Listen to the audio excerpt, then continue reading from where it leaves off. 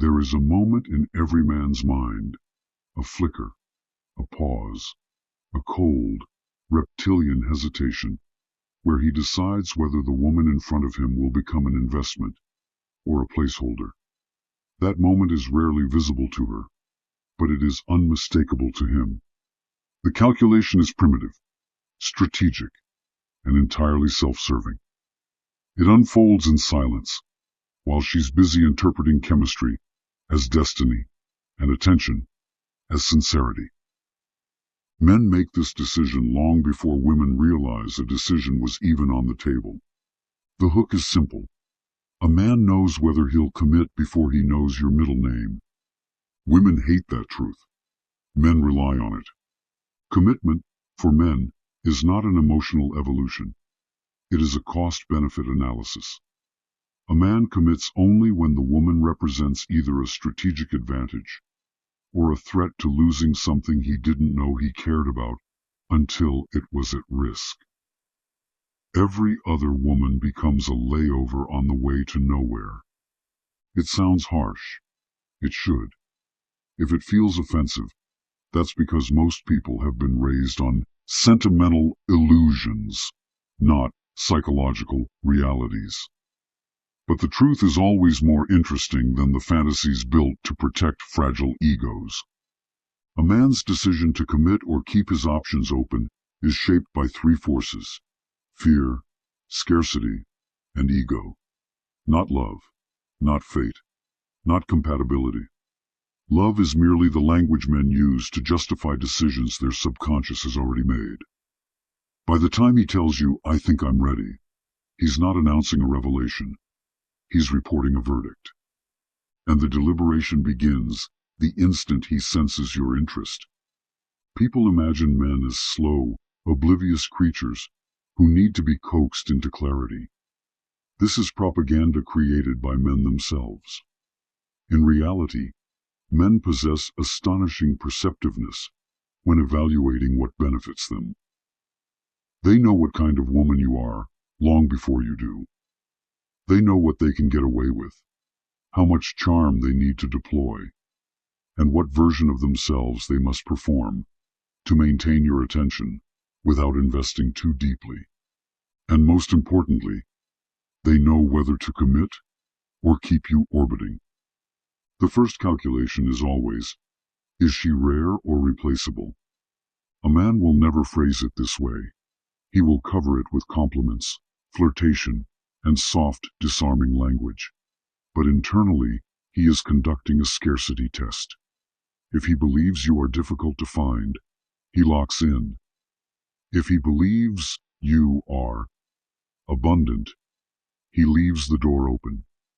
Men only close their options when the alternative is losing something that is not easily replicated.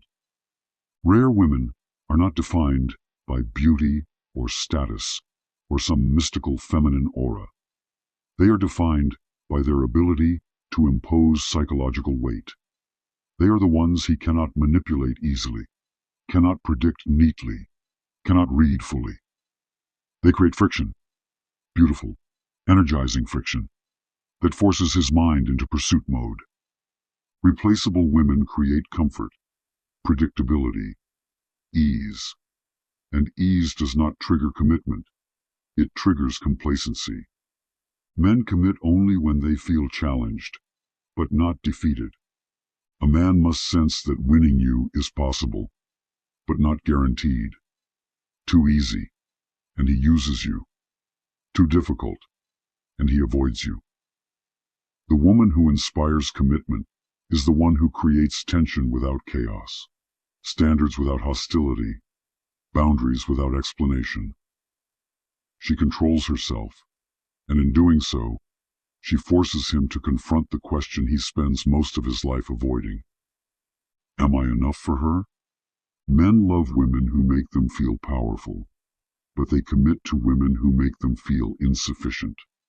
Not humiliated, just sharpened, just slightly off balance, just uncertain enough to awaken the competitive instinct buried under years of porn, ego, and mediocrity. Every man has a hierarchy of women in his mind. This hierarchy is fluid but structured. Recreational women, convenient women, impressive women, and women who threaten his worldview simply by existing. The last category is the only one that leads to commitment. Not because he's noble, because he's greedy. He knows her value is too high to risk losing. He knows she adds something he cannot manufacture alone. He knows she forces him into evolution. Men only evolve when cornered, and a rare woman corners him without moving a muscle. But here's the tragic part. Most women misinterpret male indecision as ambiguity or fear of intimacy. They believe he just needs more time, or that he's been hurt before, or that he isn't ready for something serious. That is the greatest self-inflicted lie of the modern dating world. Men are always ready for the right woman. When a man hesitates, it is not because of trauma or timing or emotional constipation. It is because the woman in front of him is not valuable enough to justify sacrificing the freedom of indulgence. He keeps his options open because he wants the simulation of connection without the cost of commitment. He wants warmth, not responsibility. Company, not intimacy.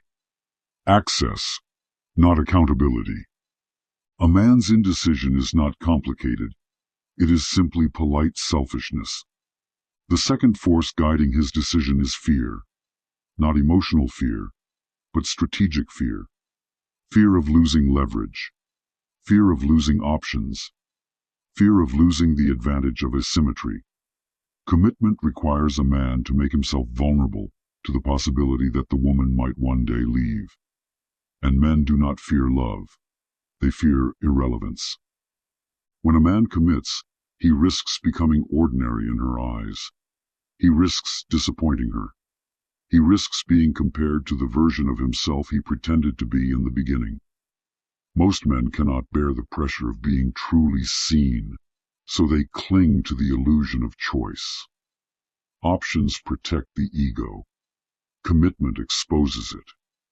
This is why a man only commits when the fear of losing the woman outweighs the fear of committing to her.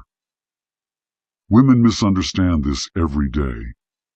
They believe a man will commit if she is patient enough, loving enough, loyal enough, understanding enough. This is how men trap them. Men do not commit because of what you give. They commit because of what they fear losing. And the third force is the most decisive. Ego. A man's ego is both his anchor and his executioner. It dictates who he pursues, who he tolerates, who he discards, and who he elevates. His ego tells him he deserves variety, admiration, attention from multiple sources. But that same ego is threatened by the possibility that the woman he wants might choose someone else. He only commits when his ego feels both fed and endangered. Too safe, and he becomes bored. Too threatened, and he becomes avoidant. The woman who inspires commitment knows how to walk that razor-thin line. She creates emotional consequence without emotional chaos. She becomes the prize he wants to claim, not to display, but to secure. Women who master this dynamic are not cruel, just strategic. They understand that men are loyal to what they fear losing and indifferent to what they can predict. A fascinating study from the Evolutionary Psychology Journal revealed that men increase investment when they perceive a high likelihood of losing a valuable mate to competition. Loss anxiety activates parts of the brain associated with reward pursuit, turning indecision into urgency. In other words, men commit when scarcity becomes real. The irony is beautiful. The moment a man believes he can lose you is the moment he decides he wants to keep you, exclusively. But women sabotage this advantage constantly. They reveal too much certainty too early.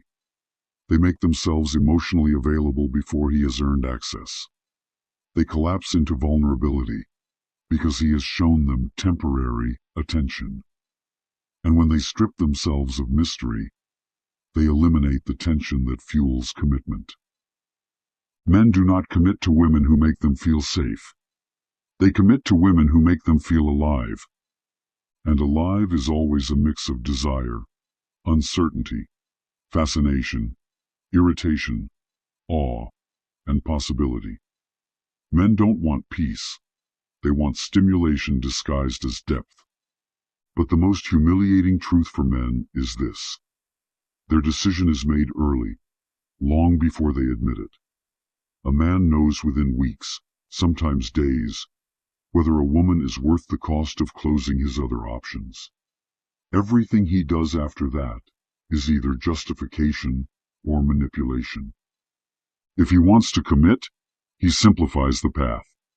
If he wants to keep options open, he complicates it. Women fall for complexity because it feels meaningful. Men use complexity because it hides intention. The man who wants you will move the world out of his way to get there. The man who doesn't will move you out of his way to keep wandering. Everything else is noise. The reason men move like this, erratic, contradictory, hot, then cold, is because they are always negotiating internally between desire and dominance. Every man wants the thrill of wanting a woman, without the humiliation of needing her. Commitment threatens that illusion. It forces him to admit she holds leverage. It forces him to surrender the comforting fantasy that he can walk away at any time, untouched and unchanged. Men hate realizing a woman influences them. They fear it more than betrayal, more than heartbreak, more than public humiliation.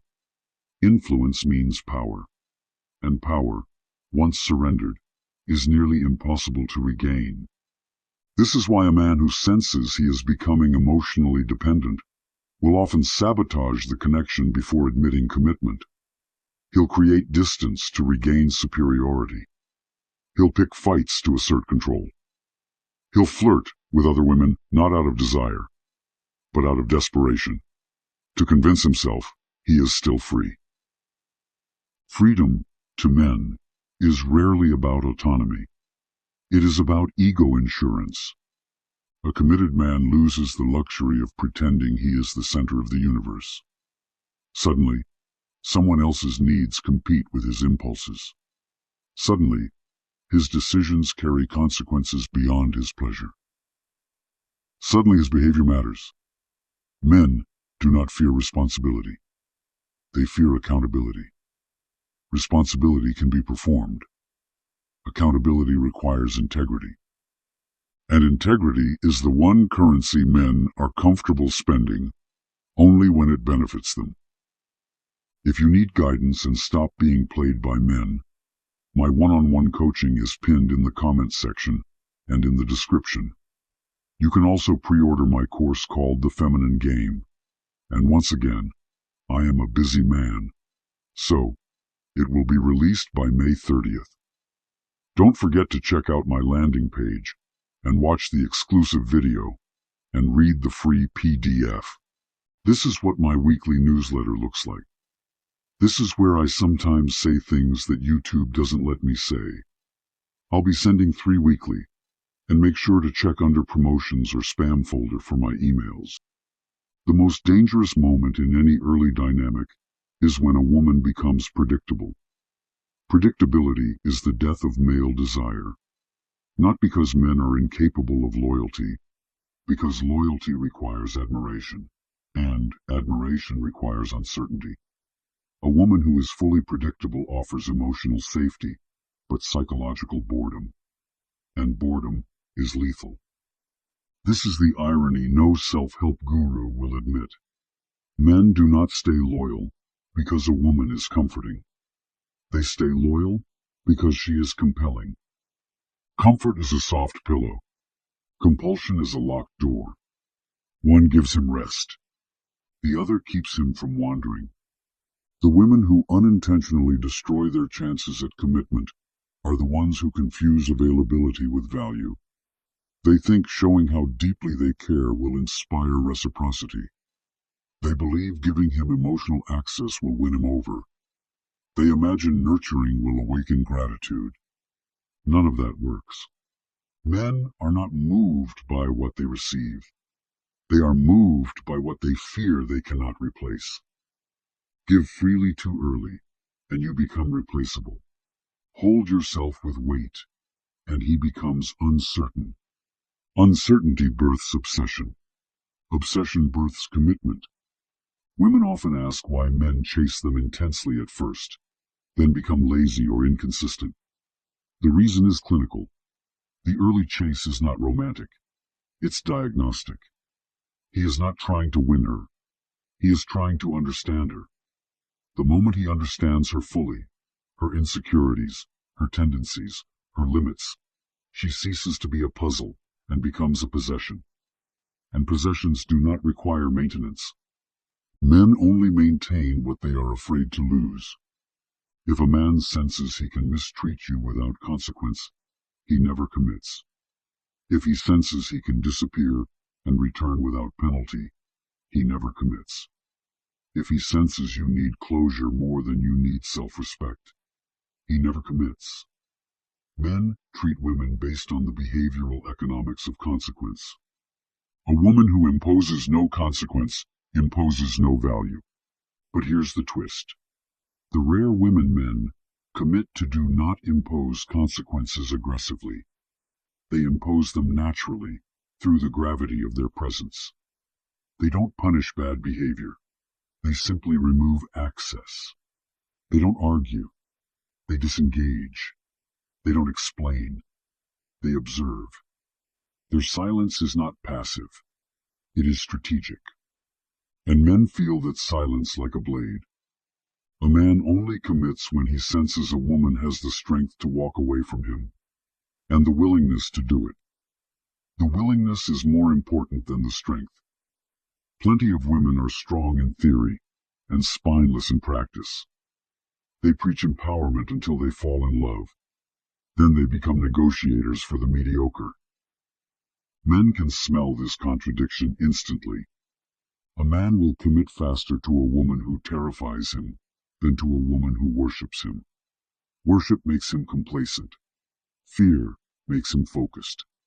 Not fear of her temper, fear of her independence, fear of losing her, fear of being replaced by someone more deserving.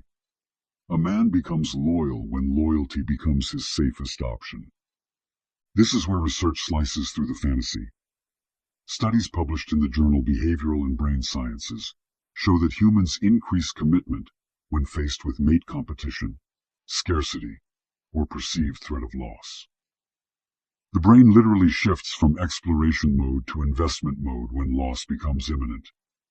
Men are biologically programmed to value what is at risk. They are psychologically programmed to neglect what is guaranteed. This is why a woman who is slightly out of reach is unforgettable, and a woman who is fully available becomes invisible. But the most painful truth for women is this. Men choose who they commit to based on how they feel about themselves when they are around her. If he feels small, he will run.